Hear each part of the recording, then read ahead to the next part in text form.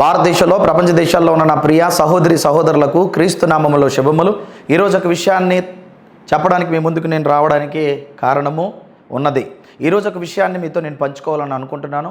ప్రతిరోజు కూడా మత ఉన్మాదపు ఛాయలు కలిగిన వీడియోలు సోషల్ మీడియాలో ప్రతిరోజు హల్చల్ చేస్తూనే ఉన్నాయి. వాటన్నిటిని మనం వీక్షిస్తూనే ఉన్నాం. ఎందుకు మతోన్మాదం నానాటికి పెరిగిపోతుంది? బీజేపీ ప్రభుత్వం మూడోసారి అధికారంలోకి వచ్చిన తర్వాత నాలుగోసారి వస్తుందో లేదో తెలియలేని పరిస్థితిలో మరి చర్చిల మీద, మసీదుల మీద, ఇంకా ఇతరత్ర మైనార్టీస్ మీద దాడులు రోజుకి పెరిగిపోతున్నాయి అన్నది వాస్తవం.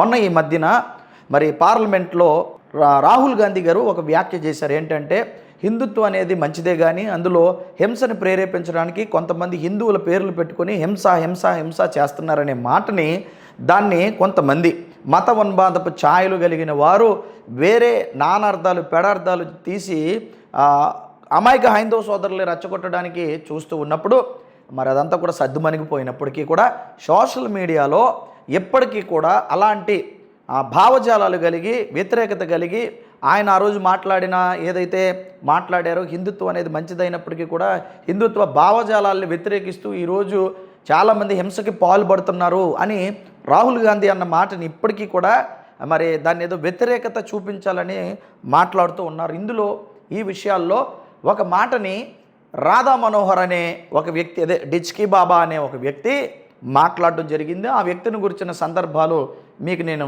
ఇప్పుడు చూపించాలని అనుకుంటున్నాను. మొట్టమొదటిగా ఈయనకి క్రైస్తవులు అంటే కెట్టదు, కాబట్టి బైబిల్కి కానీ దేశానికి కానీ బైబిల్లో ఉన్న క్యారెక్టర్స్ కానీ మనకి ఏం సంబంధం లేదని ఆయన అన్న మాటని మొదటిగా మనం చూస్తూనే ముందుకు వెళ్దాం. వినండి ఏమన్నాడు. మీ నాన్నెవడు, మీ తాత ఎవడు, ముత్తాతలు ఎవడు, ఈ దేశానికి పనికిమాల బైబిల్కి ఏమైనా సంబంధం ఉందా?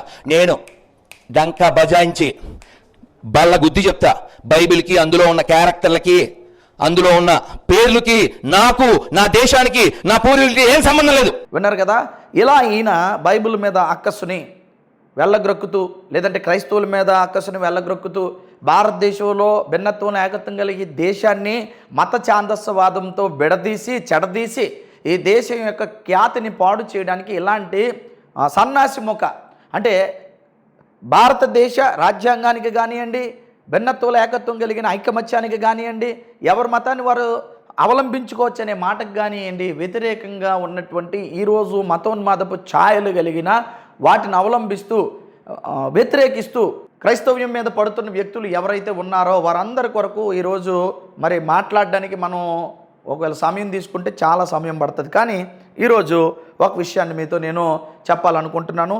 హిందుత్వం అంటే ఆ రోజు ఆయన ఏమన్నాడంటే మంచిదే, కానీ కొంతమంది విషాన్ని వెళ్ళగ్రొక్కుతూ హిందుత్వం మీద వ్యతిరేకత తీసుకొస్తూ హిందూ భావజాలాల్ని దెబ్బతీస్తూ హిందుత్వాన్ని ప్రపంచ మధ్య అబాసుపాలు చేసే విధముగా ప్రతిరోజు హింసకి పాల్పడుతున్నారు. దానికి బీజేపీ ప్రభుత్వం సపోర్ట్ చేస్తుందని రాహుల్ గాంధీ గారు మాట్లాడారు. దీన్ని పట్టుకొని రాధా మనోహర్ దాస్ ఏం మాట్లాడాడంటే, ధర్మం అంటే, లేదంటే హిందుత్వం అంటే, లేదంటే సనాతన ధర్మం అంటే ధర్మాన్ని రక్షించడమే కాదు, ధర్మం కోసం హింస కూడా చేయొచ్చు, అంటే హింసని ప్రేరేపించేది హిందుత్వం అని చాలా చక్కగా, సనాతన ధర్మం అని చాలా కూలంకుషంగా ఆయన అన్నటువంటి మాటని, ఈ డిచ్కీ బాబా అన్నటువంటి మాటని ఒక్కసారి మనం వింటూ ముందుకు వెళ్దాం. ఒకసారి వినండి. హిందువులు అంటే హింస అన్న రాహుల్ గాంధీ గురించి మీరేమంటారు? హిందువులు అంటేనే హింస అని పార్లమెంట్లో ఆ మాట నిజమై ఉంటే వాళ్ళ నాయనమ్మ, వాడు, వాళ్ళ నాన్న, వాళ్ళ తాత, ఈ దరిద్రం ఈ దేశానికి ఉండేదే కాదు. వాడి మాట నిజం కావాలని నేను కోరుకుంటున్నా. సమూలంగా కాంగ్రెస్ అనే దరిద్రం ఈ దేశం నుంచి పోవాలి, వాడి వంశం నిర్వంశం కావాలని కోరుకుంటున్నా. రాహుల్ గాంధీ వాక్యలు నిజం చేసినోడే హిందువు. హింస ఎస్ ప్రేరేపిస్తున్నారు. మీకు వినలా? ధర్మో రక్షతి రక్షిత, తర్వాత ఏంటి? ధర్మహింస తదైవచ, ధర్మం కోసం హింస కావాలి. ధర్మహింస తదైవచ, ధర్మం కోసం హింస కావాలి. విన్నారు కదా ఏమన్నాడో, చూశారు కదా మీ కళ్ళతో. ధర్మాన్ని రక్షించడానికి ఏం చేయాలంట? హింస చేయడం కూడా తప్పు కాదు, హింస చేయవచ్చు, హింసను ఎవరు కూడా ఆపవలసిన అవసరం లేదు, లేదంటే హింస చేస్తూనే ధర్మాన్ని రక్షించాలి అని మాట్లాడాడు. ఇప్పుడు హిందూ సోదరులరా, ఇంతవరకు మిమ్మల్ని మభ్య పెడుతూ ఇప్పటి వరకు అందరం ఇక్కడ భిన్నత్వం ఏకత్వం కలిగిన ఈ దేశంలో అందరూ అన్ని మతాలు గౌరవించుకొని బ్రతుకుతూ ఉంటే, ఇప్పుడు మాత్రం హిందుత్వానికి భ్రష్టు పట్టించి చెడ్డ పేరు తీసుకొచ్చి హిందుత్వాన్ని అవమానపరచడానికి ఇలాంటి మతోన్మాదులు సిద్ధపడ్డారు అన్నదాన్ని మీ ముందు నేను పెట్టాలని అనుకుంటున్నాను. ఎందుకంటే భారతదేశంలో మనం అందరూ కలిసి ఉన్నాం. ఇందులో ఎవరికెవరికి వ్యతిరేకత లేదు. అందరూ సమభావంతో సమానంగా ఓటు హక్కు కలిగి, జీవించే హక్కు కలిగి, మాట్లాడే హక్కు కలిగి, సమభావంతో అలాగే మత స్వేచ్ఛ కలిగి జీవిస్తూ ఉన్నప్పుడు ఇలాంటి వారు వచ్చి మత చిచ్చు పెట్టడానికి ప్రయత్నిస్తూ ఉన్నారు. వీళ్ళు మాట్లాడుతున్నారు కనుక కొన్ని మాటలు నేను చెప్పవలసిన అవసరం ఉంది ఇప్పుడు. ఎందుకంటే బైబిల్ని వ్యతిరేకిస్తూ బైబిల్కి దేశానికి సంబంధం లేదన్నారు. హింస అనే దాన్ని ప్రేరేపించడానికి హిందుత్వం, సనాతన ధర్మం ఉన్నది అన్నట్టుగానే చాలా క్లియర్గా మాట్లాడడం జరిగింది. రాధా మనోహర్ దాస్ అనే అలియాస్ డిచ్కీ బాబా మాట్లాడాడు. మరి దీని గురించి ఒక విషయాన్ని నేను చెప్తాను. ఎందుకు హింస ప్రేరేపింపడానికి కారణం ఏమై ఉంటుంది? ఎక్కువగా ఈయన ఇస్కాన్ ప్రచారంలో తిరుగుతూ ఉంటాడు. నిలువు బొట్టు పెట్టుకొని, చిన్న పిల్లకి వేసుకొని, గుండు కొట్టుకొని, కాషాయ డ్రెస్ వేసుకొని, మరి హరే రామ హరే కృష్ణ జపాన్ని జపిస్తూ వెళ్తూ ఉన్న వ్యక్తుల్లో ఇతను ఒకడు. మరి ఆ డ్రెస్ వేసుకుంటాడు, కానీ పచ్చి బూతులు మాట్లాడతాడు, పచ్చి బూతు కార్యక్రమాలు చేయడానికి కూడా సిద్ధపడతాడు. పరమతాన్ని గౌరవించలేని నీచమైనటువంటి మాట్లాడుతూ ఉంటాడు. మరి ఎందుకు ఇదంతా జరుగుతుందంటే ఈయన హింసను ప్రేరేపించాలి అని అన్నాడు కదా. ఇది ఏమైనా మరి హైందవ గ్రంథాల్లో రాసి ఉందంటారా అనే విషయాన్ని మీతో నేను చెప్పాలనుకుంటున్నాను. ఏ బైబిల్ అయితే దేశానికి అవసరం కాదని అన్నాడో అదే బైబిల్ ఈ దేశానికి అవసరం అని ఆ బైబిల్లో ఎన్ని మంచి మాటలు రాశారో మీకు చెప్పాలనే ఆశతో నేను మీ ముందున్నాను. ఇకపోతే భగవద్గీత గురించి ఒక మాటను నేను మీకు చదివి వినిపిస్తాను. ఆయన అండంలో తప్పు లేదని నాకు అనిపించింది. ఎందుకంటే ఒకవేళ ఇలా చదివి ఆయన ప్రేరేపింపబడ్డాడేమో. భగవద్గీత అనే పుస్తకం మీకు తెలుసు, అంత టోటల్గా అక్కడ యుద్ధం గురించి ఉంటుంది, హింస గురించి ఉంటుంది, చంపమని ఉంటుంది, మరి ఇవే రాయబడి ఉంటుంది. ఇది చదువుతూ ఉంటూ ఇదే ఎక్కువగా పంచుతూ ఉంటారు ఇస్కాన్ వాళ్ళు. మరి ఈ గ్రంథం ఏమైనా వారిని హింసకి ప్రేరేపించడానికి ఏమైనా కారణమైందని కోణంలో ఆలోచిస్తే ఒక విషయం నాకు అర్థమైంది. అది మీకు మీ ముందు నేను పెట్టాలని అనుకుంటున్నాను. 11వ అధ్యాయము భగవద్గీత 32వ శ్లోకంలో ఉన్నటువంటి సారాంశాన్ని మీకు నేను చదివి వినిపిస్తాను.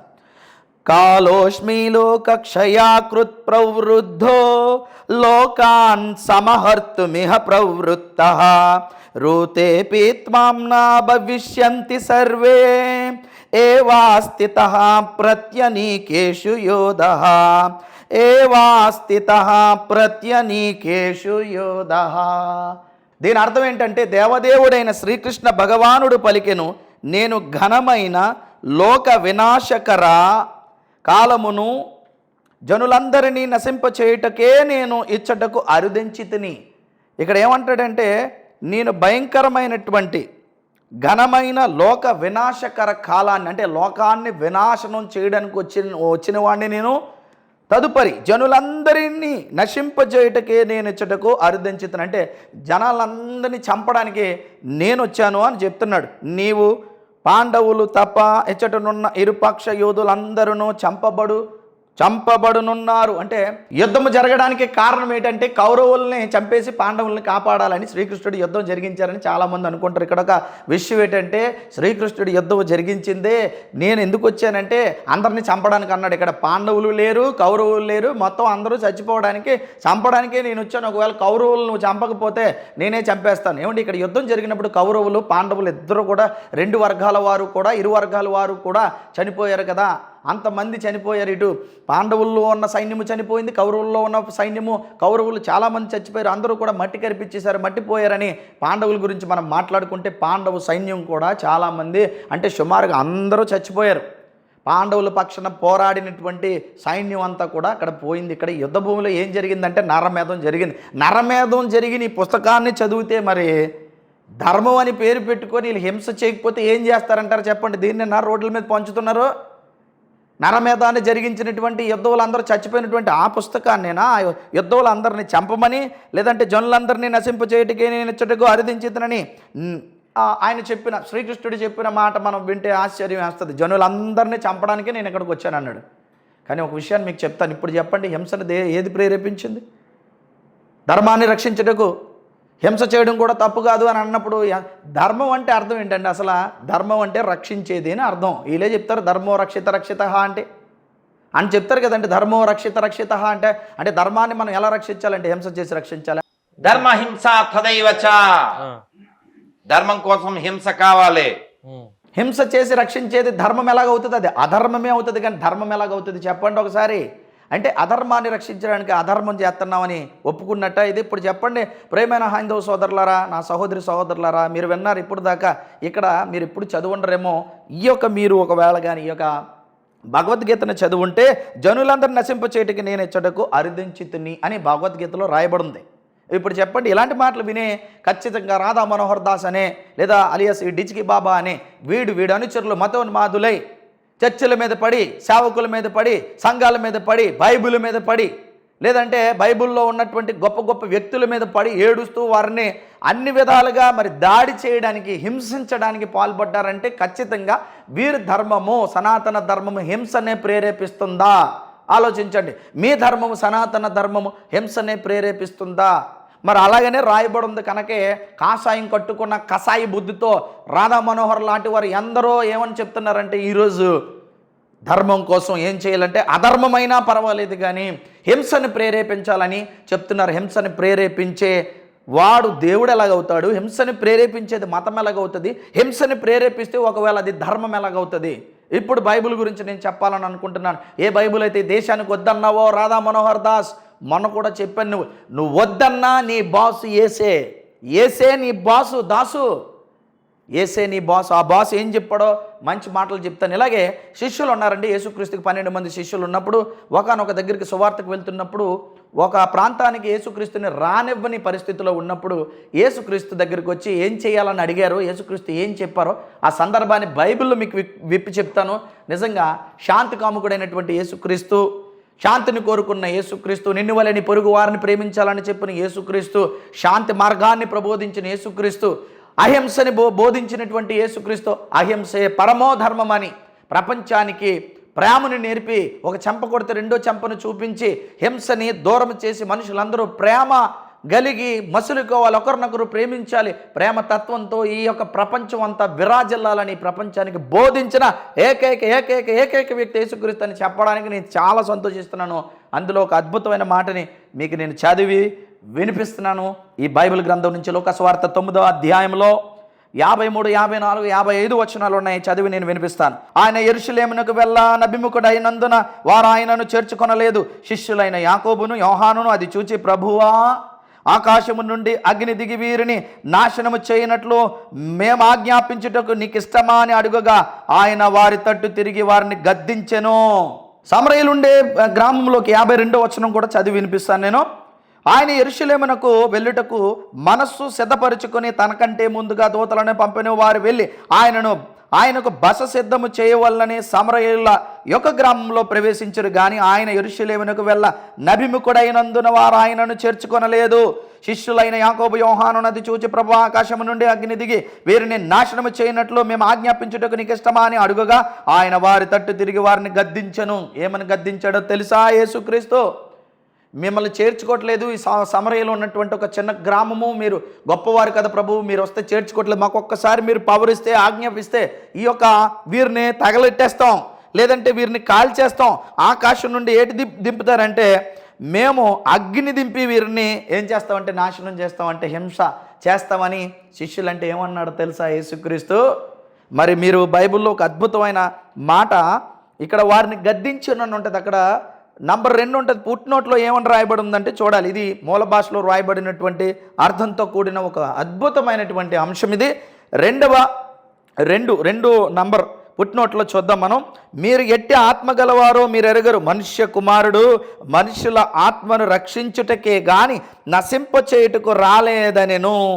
చూసారా? మనుషుల ఆత్మలను రక్షించుటకంటే మనుషుల్ని హింసించుటకు రాలేదు, మనుషుల్ని హింస చేయుటకు రాలేదు, మనుషుల్ని ప్రేమించుటకు వచ్చాడు, వారిని కాపాడుటకు వచ్చాడు, పాపులను రక్షించుటకు క్రీస్తు యేసు లోకానికి వచ్చాడు, నశించిపోయిన దాన్ని వెతికి రక్షించుటకు యేసుక్రీస్తు ఈ లోకానికి వచ్చారు అని ఎంత చక్కగా శిష్యులు, ఒకవేళ కానీ వారు మిమ్మల్ని రానివ్వట్లేదు కాబట్టి వారి మీద అగ్ని కురిపించి వారిని ఏం చేద్దామంటే భస్మి పట్టణం చేసేద్దామంటే తప్పు అన్నాడు. హింసను నేను ప్రేరేపించను, మీరు చేస్తున్నది తప్పు, ఆగండి అన్నాడు. చూసారా? శిష్యులు ఒకవేళ తొందరపడి హింసకు ప్రేరేపితులై ముందుకు వస్తే హింస తప్పని శిష్యులను నిలవరించిన గొప్ప మనసున్న యేసుక్రీస్తు. కానీ ఇక్కడ జనులందరినీ నశింపచేయటకే నేను ఇచ్చటకు అరుదించితిని అని కృష్ణుడు చెప్పాడు. అందరినీ నశింపచేయుటకు కృష్ణుడు వచ్చాడని చెప్తే యేసుక్రీస్తు మాత్రము పాపులను అనగా ఈ సర్వమానవాళి పాప పరిహారార్థమై సిలువలో త్యాగమై ఈ మనుషులందరినీ పాపాల నుంచి కాపాడి నరకానికి పోకుండా వారిని పరలోకానికి తీసుకువెళ్ళడానికి నేను వచ్చానని అంటాడు. ఎంత మంచి మాట అండి చెప్పండి. ఇప్పుడు మీరు ఆలోచించాలి, ఏది హింసను ప్రేరేపిస్తుంది? ఏ గ్రంథాన్ని అయితే భారతదేశానికి వద్దని ఈ డిచ్కీ బాబా లాటోడు, ఈ రాధా మనోహర్ లాటోడు అన్నాడు, ఈ భారతదేశానికి హింసని ప్రేరేపించని ప్రేమని నేర్పించే గ్రంథము బైబిల్, పరిశుద్ధ గ్రంథము అవసరం అని ఇందుమూలంగా యావత్ భారతదేశంలో ప్రపంచ దేశాల్లో ఉన్న మా సహోదరి సహోదరులందరికీ కూడా తెలియజేస్తూ ఉన్నాను. ప్రేమను వర్లరా, ఆలోచించాలి. ఎంత గొప్ప మాటని ప్రభుని యేసుక్రీస్తు చెప్పారు. ఇకపోతే యేసుక్రీస్తుని అరెస్ట్ చేయడానికి వచ్చినప్పుడు ఏం చేశారో తెలుసా? యేసుక్రీస్తుని అరెస్ట్ చేయడానికి వచ్చినప్పుడు గెత్సెమనే తోటలో మరి రోమా సైనికులు వచ్చి ఆయన పట్టుకుంటూ ఉన్నప్పుడు కత్తిని తీసి పేతురు గారు మరి మల్కని ఆయన చెవి నరికేశాడు, హింస చేశాడు. చెవి నరికేస్తే ఏమన్నాడు తెలుసా? కత్తిని వరలో పెట్టు, హింసించడానికి కత్తులు కాదు కావాల్సింది, నేను కత్తులతో ఈ యొక్క సువార్త వ్యాప్తి చేయడానికి నేను రాలేదు, నేను హింసని ప్రేరేపించడానికి రాలేదు, కత్తిని వరలో పెట్టని చెప్పి ఏం చేశాడో తెలుసా? హింసని తప్పని చెప్పి పడిపోయిన మల్కు చెవిని మరలా తీసి అంటించి అతికించి లేదా స్వస్థత చేసి పంపినట్లుగా మనకు కనపడుతుంది. అంటే ఆయన జీవితకాలంలో శిష్యులు ఒకవేళ ఆయన్ని పట్టుకొని వెళ్ళినప్పుడు ఒకవేళ హింస చేసినా దాన్ని తప్పన్నాడు. శిష్యులు తొందరపడి వచ్చి మిమ్మల్ని రానివ్వట్లేదు కాబట్టి ఆకాశం నుంచి అగ్ని కురిపించి వారిని నాశనం చేసేమన్నా కూడా హింస తప్పని ప్రబోధించిన మహనీయుడు, అహింసావాది, ప్రేమమూర్తి, మహనీయుడైన యేసుక్రీస్తు మాటలు ఈ దేశానికి కాదు ఈ ప్రపంచానికి ఎంత అవసరం. ఈ దేశానికి ఈ యొక్క మనుషులకి ఈ యొక్క బైబిల్లో ఉన్నటువంటి క్యారెక్టర్స్కి ఏం సంబంధం లేదన్నా కదా డిచ్కీ బాబా. ఈ బైబిల్ లోకానికి సంబంధించింది, సర్వలోకానికి సంబంధించింది కనుక సర్వలోకానికి వెళ్ళి సువార్తన చేయమన్న మాట నీలాంటి దౌర్భాగ్యులకి, దుష్టులకి, నీచులకి, నికృష్టులకి, మతోన్మాదులకి, దౌర్భాగ్యులకి అర్థం కాకపోవచ్చు. ఈ దేశానికి బైబిల్ అవసరం, నీకు కూడా అవసరం. హింసని ప్రేరేపించే నీలో ఉన్న ఈ హింసని ప్రేరేపించే ప్రవృత్తి ఏదైతే ఉందో, నీచ స్వభావం ఏదైతే ఉందో, దేవుని వాక్యంతోనే అది అణచబడుతుంది, బైబిల్ మాటలతోనే అది అణచబడుతుంది. నువ్వు అవునన్నా కాదన్నా దాసు, నీ బాసు ఎప్పుడు ఏసే, నువ్వు కాదన్న కొలిది, నువ్వు ఎప్పుడు దూషిస్తున్న కొలిది బైబిల్ యొక్క ఔన్నత్యాన్ని చెప్పడానికి మేమెప్పుడు ముందుంటాం. బైబిల్ యొక్క ఔన్నత్యం, యేసుక్రీస్తు యొక్క ఔన్నత్యం ఎప్పుడు కూడా ఉన్నతమైన శిఖరాల్లో ఉంటుందని చెప్పడానికి నేను చాలా సంతోషిస్తూ, దేవుడు చిత్తమైతే మరొక అంశంతో మీ ముందుకు వస్తాను. చూడండి, ఇప్పుడు అర్థం చేసుకోండి, కంపేర్ చేసాం. ఏది హింసను ప్రేరేపించేది? భగవద్గీత, బైబిలా? కృష్ణుడా, యేసుక్రీస్తా? లేకపోతే మతోన్మాదులా, క్రైస్తవులా? ఎవరు ఈ దేశానికి ఎవరు అవసరం? భారతదేశానికి క్రైస్తవులు అవసరం, బైబిల్ అవసరం, యేసుక్రీస్తు అవసరమని ఘంటాపదంగా మరొకసారి నొక్కి చెప్తూ దేవుడు మీ అందరినీ దీవించును గాక. ఆమెన్.